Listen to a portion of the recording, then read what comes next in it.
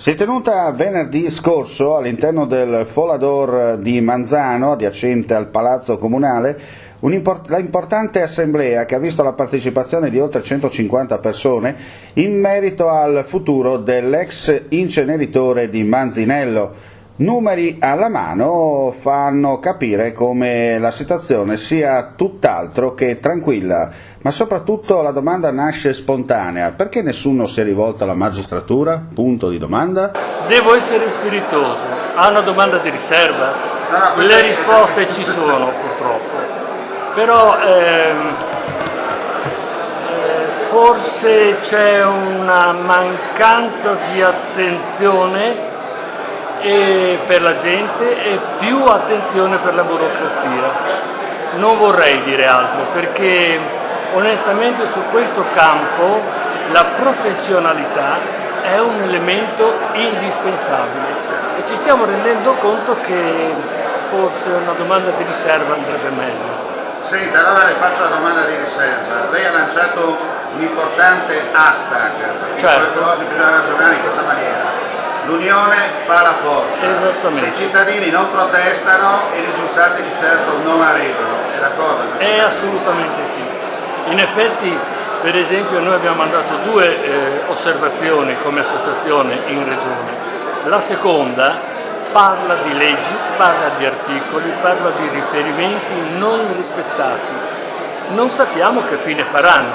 Certamente noi siamo nati per dare la voce alla gente come associazione, come Corbicon, per dare voce alla gente, e in questo momento ci sono gente che mi sono venuto per fare il discorso, che mi ha chiesto e stanno firmando per costituire un gruppo per raccolta di firme a sostegno della lettera che è stata mandata, firmata dai 7 sindaci del territorio, contro questa cosa che vogliono fare qui a Manzano. Senta, ma alla fine la soluzione ci sarà positiva per il territorio?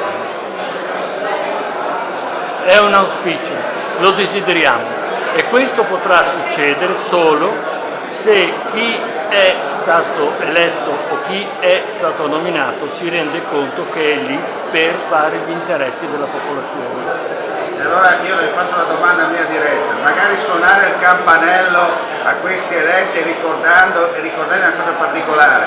Tu a Trieste, a Roma non ci sei lo vogliamo fare e vogliamo partire con questa raccolta firme, però dopo questa raccolta firme deve essere consegnata analogamente come abbiamo fatto molti anni fa a Udine, quando abbiamo consegnato una petizione che erano un migliaio di firme per una situazione che riguardava Udine. Bene, tanti anni fa l'abbiamo fatto là, qua vogliamo fare la stessa cosa, solo che vogliamo dopo le firme portarle di persona a chi di dovere.